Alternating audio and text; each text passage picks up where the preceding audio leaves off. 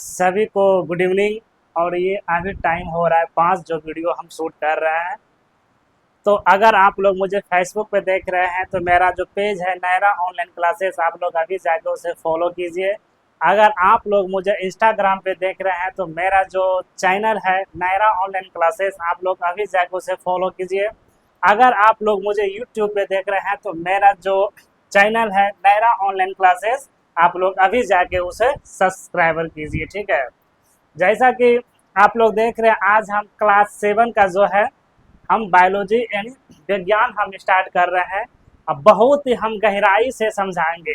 अगर आपके भी घर में छोटे छोटे बच्चे हो या फिर नन्हे मुन्ने हो तो उनको ये वीडियो दिखा के आप पढ़ा सकते हैं।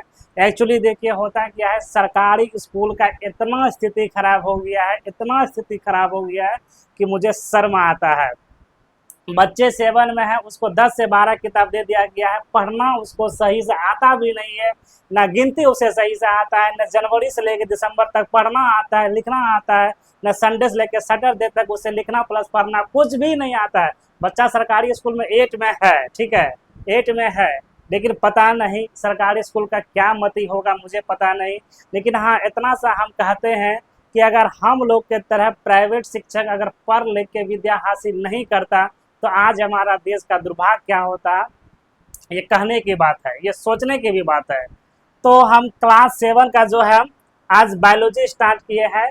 प्रत्येक चैप्टर का हम वीडियो लाने का प्रयास करेंगे और A to Z आपको नायरा ऑनलाइन क्लासेज में सभी सब्जेक्ट का पढ़ाई अवेलेबल है जो कि हम करेंगे। ठीक है, बस आप लोग मुझे खाली साथ दीजिए। पढ़ाई क्या चीज़ होती है वो हम दिखाएंगे आप लोग को। ठीक है, तो मैथ हम पढ़ा दिए, बेसिक भी बहुत जल्द हम लाएंगे। जैसा कि देखिए दिया गया है नायरा ऑनलाइन क्लासेस में। ठीक है, पढ़ाई, ठीक है, पढ़ाई अब होगी आसान, सफलता होगी आपकी पहचान। क्लास 7 का जो है विज्ञान अभ्यास जो है चैप्टर जो है 1, ठीक है, चैप्टर आज हम 1 स्टार्ट करेंगे, पादवों में पोषण। ठीक है, पादवों में पोषण चैप्टर आज हम ये स्टार्ट कर रहे हैं। तो यहाँ पे देखिए क्या क्या मिलेगा, बच्चे का लाइव क्लास भी होगा, नोट्स की सुविधा भी होगा, सभी प्रश्नों का समाधान होगा और परीक्षा की तैयारी गुणवत्तापूर्ण से हम करेंगे। बस आप लोग खाली साथ दीजिए। अगर ये बायोलॉजी का जो हम क्लास ले रहे हैं अगर आपको मज़ा नहीं आ जाएगा तो हम पढ़ाना छोड़ देंगे। बस आप लोग खाली वीडियो में बने रहे। ठीक है, तो ये चलते हैं पहला। ठीक है, ये रहा पहला। ठीक है, ये रहा पहला जो कि इसी बुक से हम अध्याय से लिए हैं। ठीक है, इसी बुक से हम लिए हैं। ठीक है, इसी बुक से हम लिए हैं।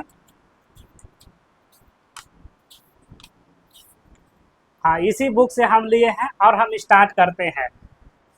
तो स्टार्ट करते हैं। सबसे पहले आप लोग वीडियो को शेयर कर दीजिए, ठीक है, लाइक कर दीजिए, फॉलो कर दीजिए।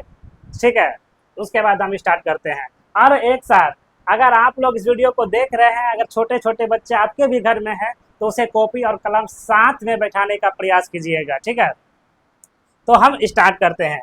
तो यहाँ पे दिया गया है कक्षा 7 में, कक्षा 6 में। ठीक है, कक्षा 6 में आप पढ़ चुके हैं कि सभी जीवों के लिए भोजन आवश्यक है, सभी जीवों के लिए भोजन आवश्यक है। तो यहाँ से एक क्वेश्चन निकलता है, छोटे बच्चे ऐसे आप नोट कीजिए, जितना भी वीडियो को देख रहे हैं, सजीवों के लिए भोजन क्यों आवश्यक है। यहाँ से आप क्वेश्चन लिख सकते हैं, सभी क्या लिखेंगे, सभी जीवों। ठीक है, सभी जीवों के लिए, सभी जीवों के लिए, सभी जीवों के लिए, ठीक है, सभी जीवों के लिए भोजन क्या लिखेंगे, भोजन। ठीक है, भोजन क्यों आवश्यक है, क्यों आवश्यक है, क्यों आवश्यक है। और ये क्वेश्चन जो है क्लास 10 तक जाता है। ठीक है, ये क्वेश्चन क्लास 10 तक जाता है। तो यहाँ से क्वेश्चन निकलता है, ये कोई भी प्रश्न का जवाब नहीं दे पाएगा जो क्लास 6 में पढ़ता है, 4 में पढ़ता है, 3 में पढ़ता है, किसी के पास नहीं होगा। सभी जीवों के लिए भोजन क्यों आवश्यक है, तो आप लोग इसे नोट कीजिए कि सभी जीवों के लिए भोजन, ठीक है, जीने के लिए आवश्यकता होती है। अगर हमारे पास भोजन रहेगा, अगर हम सही से खाना पीना खाएंगे तो हम जो है जीवित रह सकते हैं। फिर दूसरा देखिए यहाँ दिया गया है कि आप ये भी पढ़ चुके हैं कि कार्बोहाइड्रेट, प्रोटीन, वसा, विटामिन एवं खनिज ये भोजन के घटक है। ये सब क्या है? भोजन के घटक है। तो यहाँ से क्वेश्चन भी निकल सकता है। यहाँ से आप क्वेश्चन भी नोट कर सकते हैं। यहाँ से क्वेश्चन को आप क्या कर सकते हैं? नोट कर सकते हैं। ठीक है, कार्बोहाइड्रेट, प्रोटीन, वसा, विटामिन, खनिज भोजन के घटक है। तो यहाँ से क्वेश्चन लिख सकते हैं, भोजन के मुख्य घटक का नाम क्या है। ठीक है, यहाँ लिखेंगे भोजन, क्या लिखेंगे? भोजन का मुख्य घटक। ठीक है, मुख्य घटक। ठीक है, घटक का क्या नाम है? क्या नाम है? तो आंसर हम लोग लिखेंगे भोजन का, आंसर नोट करो बाबू, भोजन का मुख्य घटक। क्या लिखेंगे? मुख्य घटक। घटक निम्नलिखित है। क्या लिखेंगे? निम्नलिखित है। ठीक है, निम्नलिखित है। तब जैसे देके हम लोग लिखेंगे, जैसे देके हम लोग लिखेंगे, जैसे देके हम लोग लिखेंगे, क्या क्या इसमें आ जाएगा? कार्बोहाइड्रेट। क्या आ जाएगा? कार्बोहाइड्रेट। ठीक है, कार्बोहाइड्रेट, प्रोटीन, प्रोटीन, वसा, ठीक, वसा, विटामिन, विटामिन एवं खनिज। ठीक है, एवं खनिज इत्यादि। ठीक है, इत्यादि इत्यादि। तो आप लोग को कॉपी में भी प्रश्न को नोट करते जाइए। ठीक है, तो ये हो गया। अब यहाँ से भी क्वेश्चन निकल सकता है। ये जो है कार्बोहाइड्रेट, प्रोटीन, वसा, विटामिन, खनिज। ठीक है, ये जितना भी आप लोग देखे हैं, तो यहाँ से क्वेश्चन भी बन सकता है कि कार्बोहाइड्रेट किस भोजन में पाया जाता है, प्रोटीन किस भोजन में पाया जाता है, वसा किस भोजन में पाया जाता है, खनिज किस में पाया जाता है। ये सब इम्पोर्टेंट है। तो एक एक चैप्टर को इसे जो है ना हम निचोड़ के रख दें, बस आप लोग खाली साथ दीजिए मेरा। ठीक है, उसके बाद देखते हैं कि पढ़ाई कैसा नहीं होता है। तो ये हो गया। उसके बाद हम लोग चलते हैं, जो अगला दिया गया है, भोजन के ये घटक हमारे शरीर के लिए आवश्यक होती है तथा इन्हें हम लोग क्या कहते हैं? पोषक कहते हैं। इन्हें हम लोग क्या कहते हैं? पोषक कहते हैं। तो बउआ यहाँ से क्वेश्चन लिखो, पोषक। ठीक है, पोषक किसे कहते हैं? पोषक किसे कहते हैं? पोषक किसे कहते हैं? तो इसका जो है आंसर नोट करो। भोजन के, क्या लिखेंगे? भोजन के सभी घटक। ठीक है, सभी घटक को पोषक कहते हैं। ठीक है, पोषक कहते हैं, पोषक कहते हैं। जैसे ये यहाँ दिया गया, इसे आप लोग लिख लीजिएगा। उसके बाद हम आगे बढ़ते हैं। आगे जो दिया गया है, आगे जो फिर दिया गया है कि सभी जीवों को भोजन की आवश्यकता होती है। सभी जीवों के भोजन की आवश्यकता होती है। तो यहाँ से भी एक क्वेश्चन निकलता है, सभी जीवों को भोजन की आवश्यकता क्यों पड़ती है? ये क्लास 10 का भी क्वेश्चन है, हम इसे मान सकते हैं। बार बार क्लास 10 में भी ये पूछा जाता है कि सभी जीवों के लिए भोजन क्यों आवश्यक होती है। तो बउआ अभी तुम लोग को हम बताए हैं कि सभी जीवों के लिए भोजन जो है, यानी जीवित रहने के लिए भोजन की आवश्यकता पड़ती है। ठीक है, फिर हम आगे चलते हैं। आगे जो दिया गया है, आगे हम चलते हैं इसमें कि पादप पोषे। ठीक है, पादप पोषे स्वयं के लिए भोजन बना सकते हैं, परंतु मानव सहित कोई प्राणी अपना भोजन स्वयं नहीं बना सकती है। वह पादप अथवा पादों का आहार ग्रहण करने वाले जंतुओं से अपना भोजन प्राप्त करते हैं। अतः यह मानव तथा अन्य प्राणी प्रत्यक्ष अथवा या परोक्ष रूप से पादप पर निर्भर करते हैं। तो जैसे ये देखो, ये एक बउआ है। ठीक है, ये पूछ रहा है, बुझो जानना चाहता है, यानी विशाल जानना चाहता है। इसमें बुझो दिया गया है, तो हम विशाल नाम ले रहे हैं। अगर विशाल ये वीडियो देख रहा है तो गुस्सा मत मानना। ठीक है, ये विशाल है। ये क्या है? विशाल। ये क्या है? विशाल। ठीक है, ये विशाल जानना चाहता है कि पादप अपना भोजन किस प्रकार से बनाता है। ये कोई भी जानना चाहेगा। अगर हम भी भोजन बना रहे हैं तो हम भी जानना चाहते हैं कि भोजन कैसे बनता है। ये कोई भी जानने का प्रयास कर सकता है। तो ये विशाल जानने का प्रयास कर रहा है। ठीक है, ये विशाल जानने का प्रयास कर रहा है। तो सुनो विशाल, तुमको हम पढ़ाते हैं कि पादप से भोजन किस प्रकार से बनता है। तो फिर अगला यहाँ पे दिया गया है, अगला इसको मतलब इसमें दिया गया पादप का पोषण जो विधि है। अब देखो, केवल पादप ही ऐसा जीव है जो जल, कार्बन डाइऑक्साइड एवं खनिज की सहायता से अपना भोजन बना सकते हैं। यह सभी पादप उनके सही परिवेश में उपलब्ध होते हैं। यानी कहने का मतलब है कि जितना भी यह पादप जो है, पादप जो अपना भोजन बनाता है ओनली कार्बन डाइऑक्साइड तथा खनिज से, ठीक है, कार्बन डाइऑक्साइड तथा खनिज से पादप अपना भोजन बनाता है। ये तो पता चल गया कि पादप अपना भोजन किसके द्वारा बनाता है, कार्बन डाइऑक्साइड तथा खनिज के द्वारा बनाता है। तो यहाँ से हम क्वेश्चन भी लिख सकते हैं, यहाँ से हम क्वेश्चन भी एक लिख सकते हैं। क्वेश्चन कॉपी में नोट करो बाबू, ठीक। क्वेश्चन जो दिया गया है, क्वेश्चन हम लिख सकते हैं। क्वेश्चन पादप, क्या लिखेंगे, पादप, ठीक है, पादप अपना भोजन किस प्रकार, ठीक है, किस प्रकार बनाता है, किस प्रकार बनाता है। तो आंसर हम इसका लिखेंगे, आंसर कि पादप, क्या लिखेंगे, पादप अपना, ठीक है, पादप अपना भोजन, क्या लिखेंगे, पादप अपना भोजन, क्या लिखेंगे, कार्बन, क्या लिखेंगे, कार्बन, ठीक है, कार्बन डाइऑक्साइड, क्या लिखेंगे, कार्बन डाइऑक्साइड, ठीक है, कार्बन डाइऑक्साइड एवं खनिज, क्या लिखेंगे, खनिज से भोजन बनाता है, खनिज से भोजन बनाता है, ठीक है। आ गया विशाल समझ में। अरे खुशी, तुमको आ रहा है, अरे खुशी तुम भी क्लास 9 में हो ना, तो ना देखो इसको। अब हम फिर आगे बढ़ते हैं, ये आगे जिसमें फिर दिया गया है इसको हम आगे करते हैं।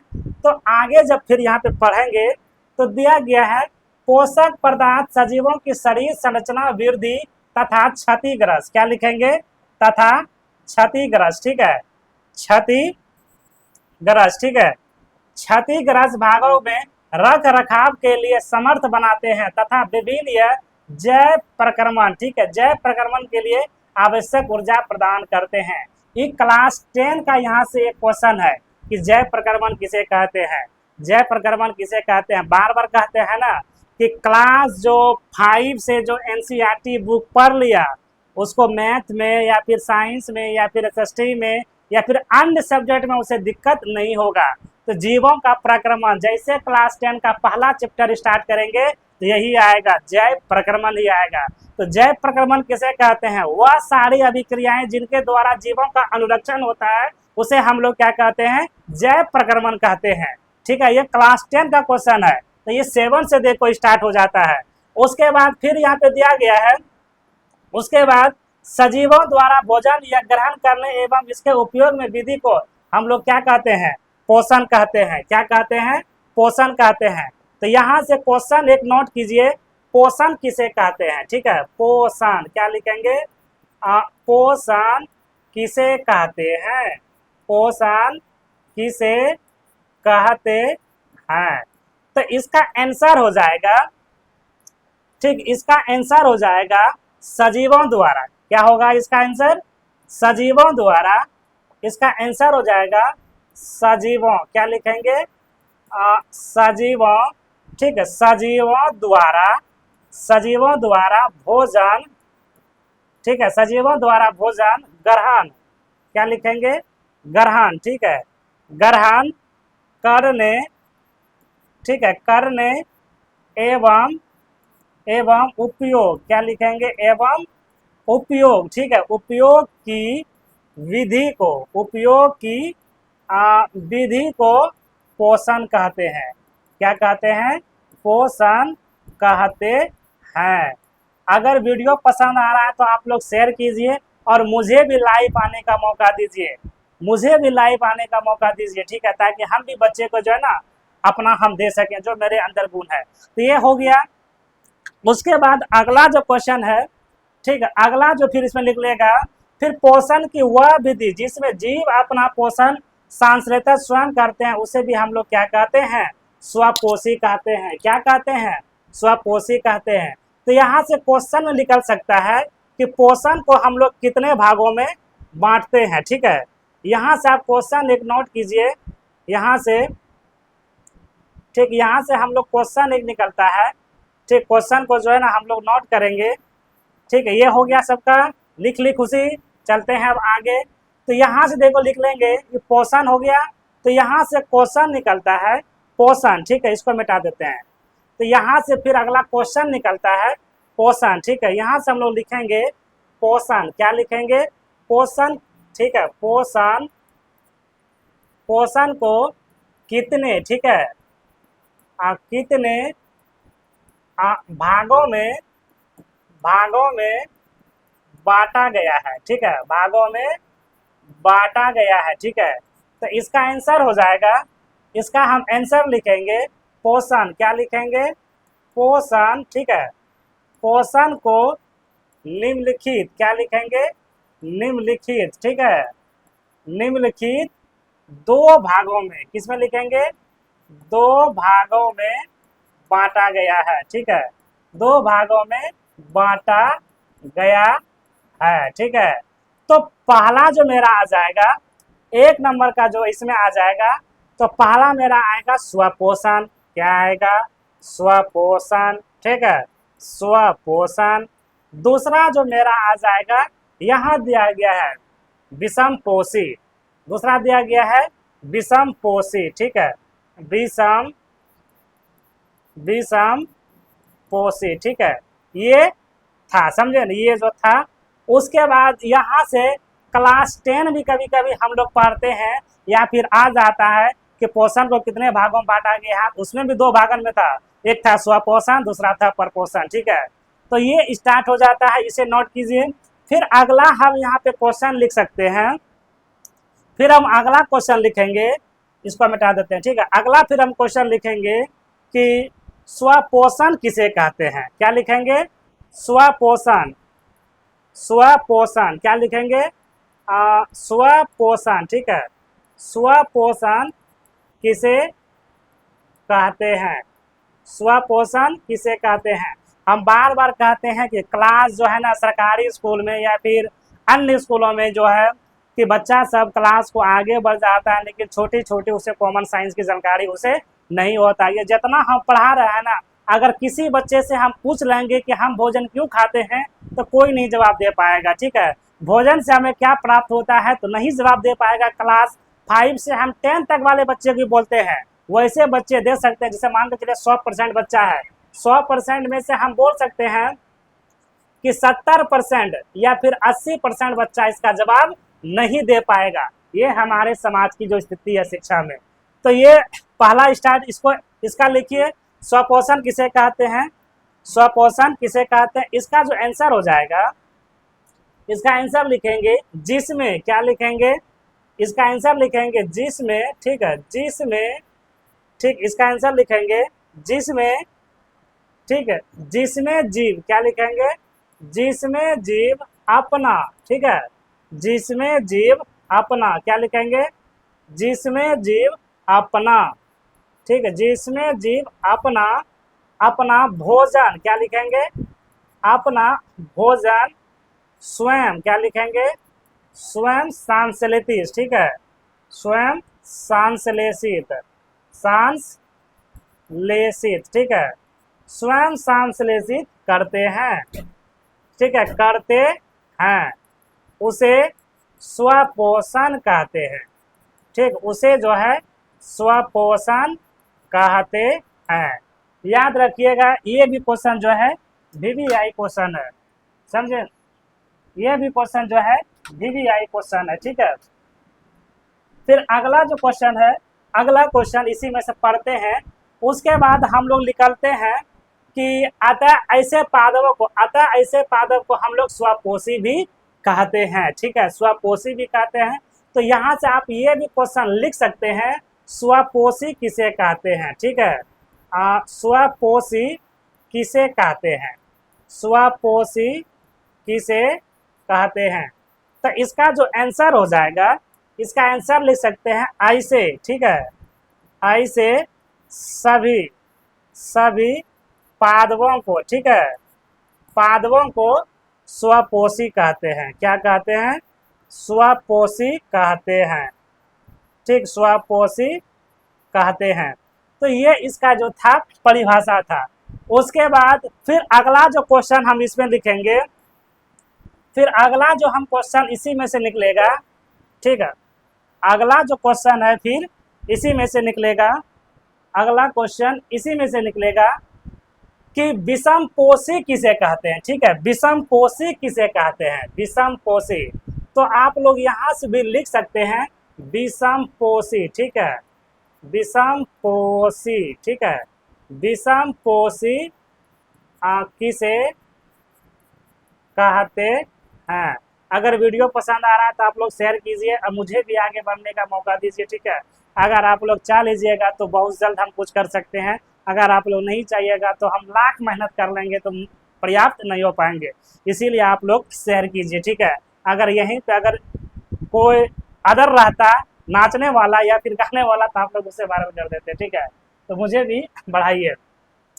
तो इसका दिया गया, इसका लिखेंगे विषमपोषी में जंतु। क्या लिखेंगे?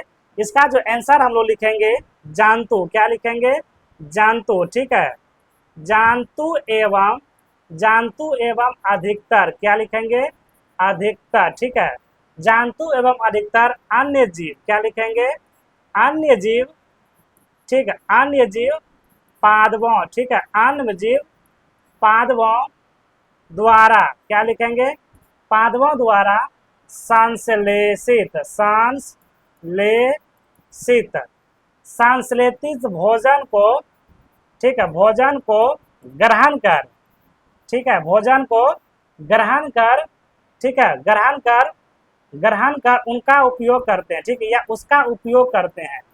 ठीक, उसका उपयोग करते हैं, उसका उपयोग करते हैं। उसे क्या लिखेंगे? विषम। ठीक है, विषमपोषी। ठीक है, विषमपोषी कहते हैं, विषमपोषी कहते हैं। फिर अगला जो क्वेश्चन इसको हम पढ़ेंगे, यानी ये पहली, ठीक है, ये नाम है, इसको मान देते हैं। ठीक है, इसको मान देते हैं, जानती है इसको क्या? दुलारी। इसका नाम हम रख देते हैं दुलारी। ठीक है, ये दुलारी बोल रही है बड़ी प्यार से, समझे ना, ये दुलारी बोल रही है। जैसे ही विशाल बोल रहा था ना कि हम जानना चाहते हैं पादप भोजन किस प्रकार से बनाता है, ये कार्बन डाइऑक्साइड से बनाता था, उसी तरह से ये प्यारी, समझे ना, ये प्यारी बच्ची जो है, तो ये जानना चाहती क्या? ये जानना चाहती है कि पादप की तरह हमारा शरीर कार्बन डाइऑक्साइड, जल एवं खनिज से अपना भोजन स्वयं क्यों नहीं बना पाता है। कितना बढ़िया ये क्वेश्चन प्यारी की है। तो समझने वाली बात है, ये जो है समझने वाली बात है, समझे ना, ये जो है समझने वाली बात है। उसके बाद देखिए क्या कहता है कि अब हम पूछ सकते हैं। ठीक है, अब हम पूछ सकते हैं ठीक है, अब हम पूछ सकते हैं कि पादप में खाद्य बैक्टीरिया कहाँ स्थित होता है, ये कहाँ स्थित होता है। ठीक है, क्या भोजन के पादप के सभी भागों में निर्मित होता है अथवा केवल कुछ विशेष भागों में होता है। यानी ये कह रही है कि पादप जो है क्या वो सभी भागों में होता है या अथवा कुछ विशेष भागों में होता है। तो दिया गया है कि पादप अपना, ठीक है, इसको मिटा देते हैं। फिर जो दिया गया है कि पादप अपने परिवेश के कच्ची सामग्री प्रकार प्राप्त करते हैं, खाद्य बैक्टीरिया तक उनका हस्तांतरण किस प्रकार से होता है। फिर अगला जो इसमें दिया गया है 1.2 का प्रकाश संश्लेषण पादप में खाद्य पदार्थ का प्रक्रमण। ठीक है, प्रक्रमण। तो यानी देखो इसमें दिया गया है कि पत्तियां पादप की खाद्य का बैक्टीरिया होती है, अतः सभी कच्चे पदार्थ पत्तियों तक पहुंचना चाहिए। मृदा, अब यहाँ पे एक पॉइंट निकलता है, ये मृदा मतलब हम लोग मिट्टी। ठीक है, याद रखिएगा, मृदा मतलब क्या होता है? मिट्टी। ठीक है, में उपस्थित जल एवं खनिज जल मूलों द्वारा अवशोषित होता है। तो फिर ये बुझो आ गया यहाँ। ठीक है, ये फिर बुझो आ गया यहाँ, यानी विशाल यहाँ आ गया। अब फिर देख विशाल की कहता है, दिया गया है कि बुझो जानना चाहता है कि जड़ द्वारा अवशोषित जल एवं खनिज पत्तियों किस प्रकार से पहुँचते हैं। जैसे हम लोग क्लास 10 में पहुँचते हैं कि जाइलम और फ्लोएम, जाइलम का क्या कार्य है और फ्लोएम का क्या कार्य है, समझे ना, जाइलम का क्या कार्य है और फ्लोएम का क्या कार्य है। तो हम बार बार कहते हैं सभी बच्चे से कि क्लास जो है उसे बढ़िया से ये बुक पढ़ने का प्रयास करो, तो तुम लोग को दिक्कत नहीं होगा, ठीक है। अगर वीडियो पसंद आ रहा है तो आप लोग शेयर कीजिए भाई, बड़ी मेहनत से वीडियो हम शूट करते हैं, ठीक है, बड़ी मेहनत लगता है, तब जाके जो है ना यहाँ तक आज हम पहुँचे हैं। तो उसके बाद ये बुझो देखो जानना चाहता है, यानी विशाल, विशाल विशाल तुम कितना तेज है रे, ठीक है, इसमें दिया गया है बुझो जानना चाहता है, ये बुझो का नाम रख दिया है विशाल, ठीक है, कि जड़ द्वारा अवशोषित जल एवं खनिज के पत्तियों किस प्रकार से पहुँचते हैं। यहाँ दिया गया है जाता है कि तथा तने के माध्यम से पत्तियों तक पहुँच जाता है, यानी ये बोल रहा है कि पौधे में जो है खनिज एवं जल किसके द्वारा पहुँचता है, तो पत्तियों के द्वारा जाता है। पत्तियों की सतह पर उपस्थित सूक्ष्म रंध्र वाष्प वायु की उपस्थिति कार्बन डाइऑक्साइड में प्रवेश करती है, कार्बन डाइऑक्साइड में प्रवेश करती है। फिर ये उसी का दूसरा है, समझे ना, उसी का ये क्या है, दूसरा चैप्टर है, उसी का ये जो है दूसरा चैप्टर है। तो यहाँ दिया गया है इसमें कि ये शरीर देख रहे हैं, ये कोशिका है, ये क्या है, कोशिका है। अगर हम किसी बच्चे को पूछ देंगे कि मनुष्य का शरीर किस चीज से बनाया गया है, तो एक भी बच्चा जवाब नहीं दे पाएगा। अगर आप लोग जानते हैं तो कमेंट में मुझे बताने का प्रयास कीजिए, यानी मनुष्य का शरीर जो है वो किस चीज से बनाया गया है, ठीक है, कमेंट कीजिए। तो इसमें देख के पढ़ेंगे तो हमको भी मिल जाएगा, इसे पता है कि मनुष्य का शरीर जो है वो कोशिकाओं से बनाया गया है। क्लास 10 12 तक वाले बच्चे को हम पढ़ाते हैं, तो ये क्वेश्चन तो इजी है, समझे ना। तो इसमें दिया गया है कि आपने देखा है कि इमारत ईंटे से बनती है, वास्तविक बात है। इसी प्रकार सजीवों का शरीर सूक्ष्म इकाइयों से बनता है, जो कोशिका कहलाता है, जो क्या कहलाता है, कोशिका कहलाता है, जो क्या कहलाता है, कोशिका कहलाता है। तो यहाँ से एक क्वेश्चन में लिख सकते हैं सजीवों का शरीर किस चीज से बनाया गया है, तो इसमें दिया गया है सूक्ष्म इकाइयों से, यानी कोशिकाओं से बनाया गया है। तो यहाँ से एक क्वेश्चन भी आप लोग लिख सकते हैं, सजीवों का शरीर, ठीक है, लिखेंगे सजीवों का शरीर, ठीक है, सजीवों का शरीर, ठीक है, किस प्रकार से बनाया गया है, सजीवों का शरीर, ठीक है, किस प्रकार, यहाँ लिखेंगे किस प्रकार से बनाया गया है, ठीक है, बनाया गया है।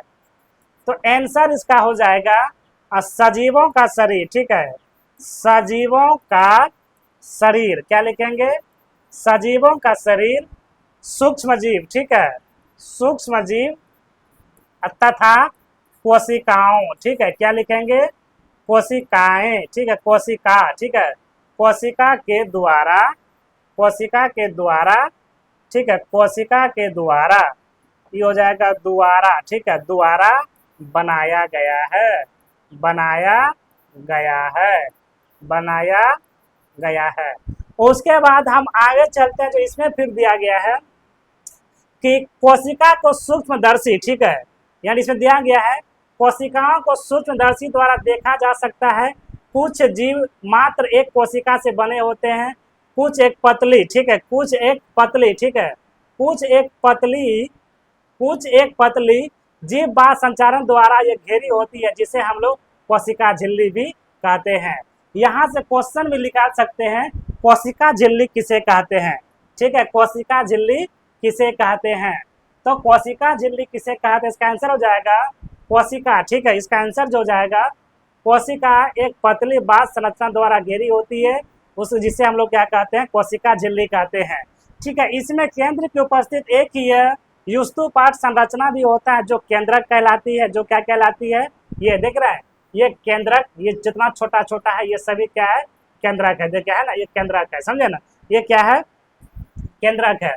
उसके बाद दिया गया है केंद्रक के चारों ओर, ठीक है, केंद्रक के चारों ओर, ठीक है, इसमें दिया गया है केंद्रक के चारों ओर से जेली समान पदार्थ से घेरा होता है, जिसे हम लोग क्या कहते हैं, कोशिका द्रव कहते हैं। यानी इसमें बहुत से क्वेश्चन है, ठीक है, बहुत से क्वेश्चन है। तो आप लोग पहले ये क्वेश्चन लिखिए, कोशिका झिल्ली, ठीक है,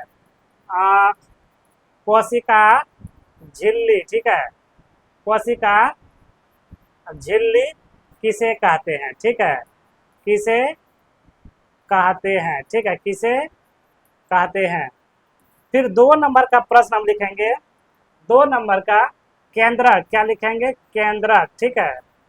केंद्रक किसे कहते हैं? ठीक है, केंद्रक किसे कहते हैं? फिर हम तीसरा प्रश्न लिखेंगे, तीसरा प्रश्न लिखेंगे कोशिका द्रव्य किसे कहते हैं? ठीक है, कोशिका द्रव्य, ठीक है, कोशिका द्रव्य, ठीक है, द्रव्य किसे कहते हैं? ठीक है, किसे कहते हैं? ठीक है, किसे कहते हैं? ये तीनों प्रश्न आप लोग नोट कीजिए, अगर आप लोग के पास किताब होगा तो इसका आंसर इसमें दिया गया है, खोज के आप लोग बना लीजिएगा, ठीक है।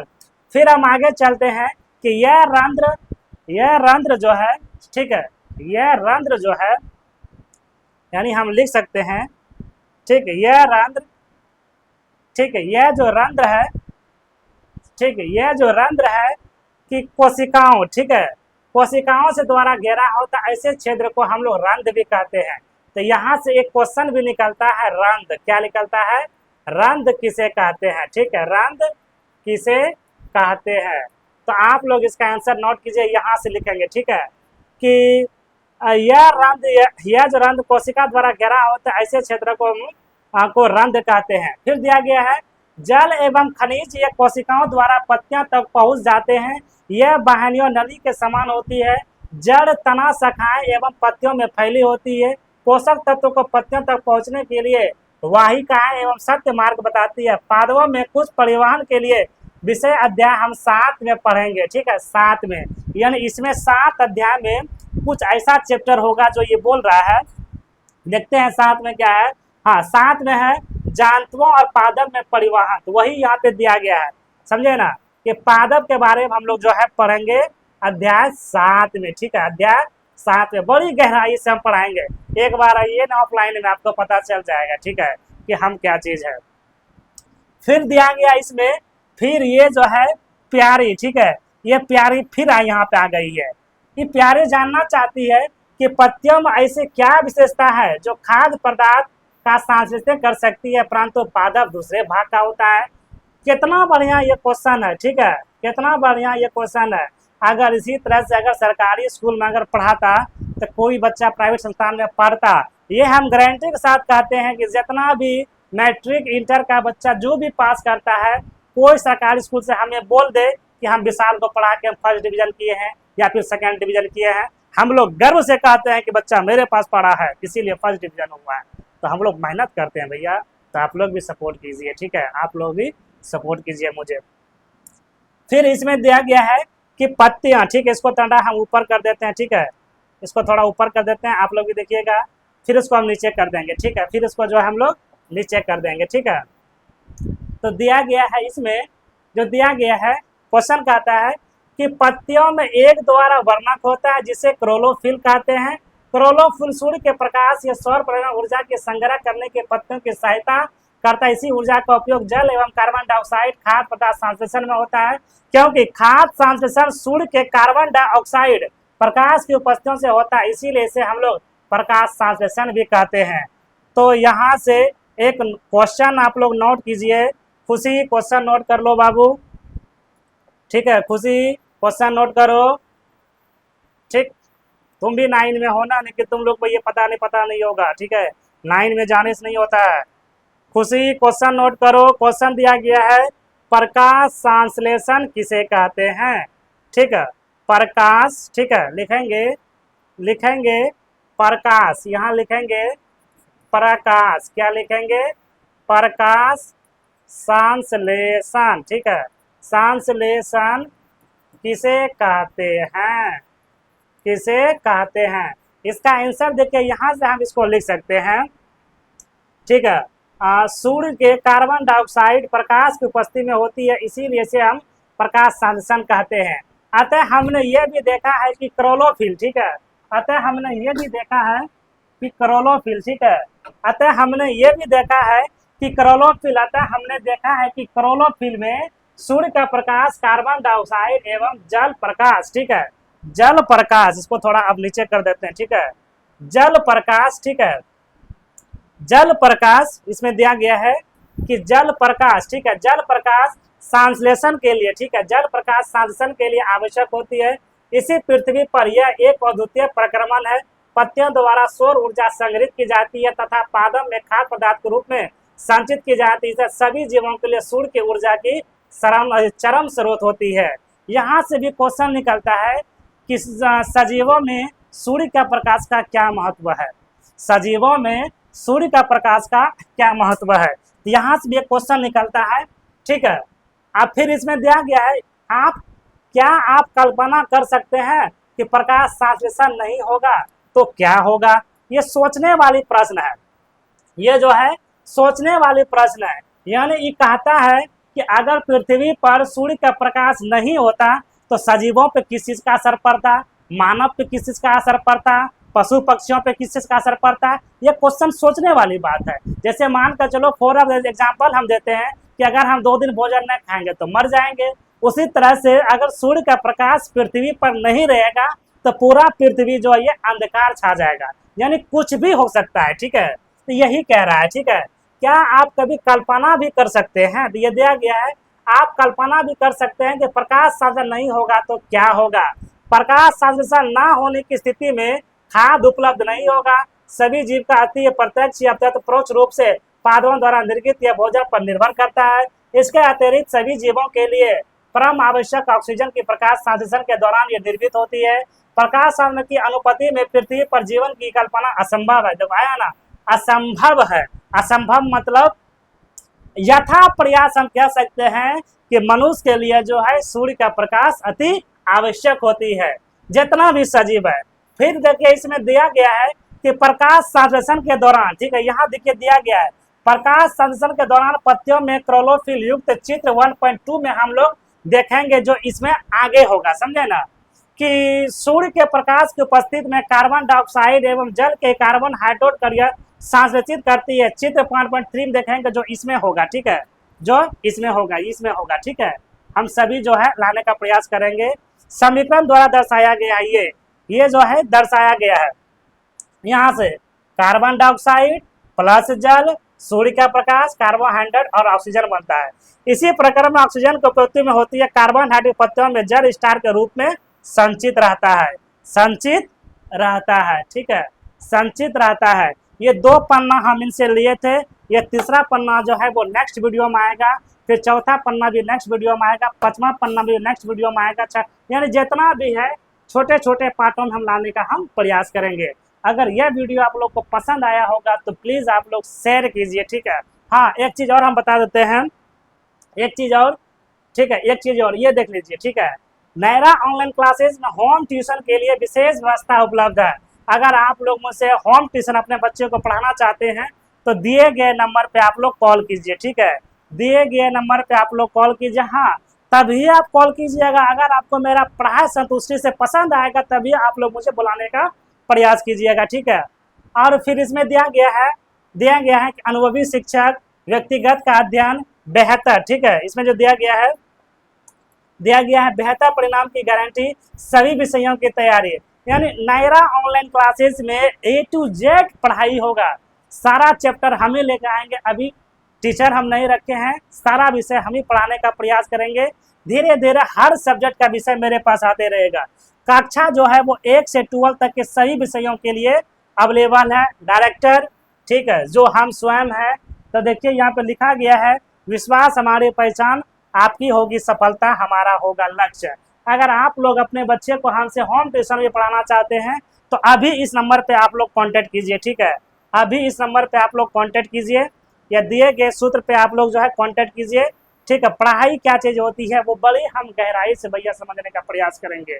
ठीक है, अगर यह वीडियो आप लोग को पसंद आया होगा तो प्लीज़ आप लोग अपने दोस्तों में, भाई में या फिर बहन में सभी को आप लोग शेयर कीजिए। हम लोग आपसे मेरा प्रार्थना है। तो फिर मिलते हैं नेक्स्ट वीडियो में, तब तक के लिए जय हिंद, बाय।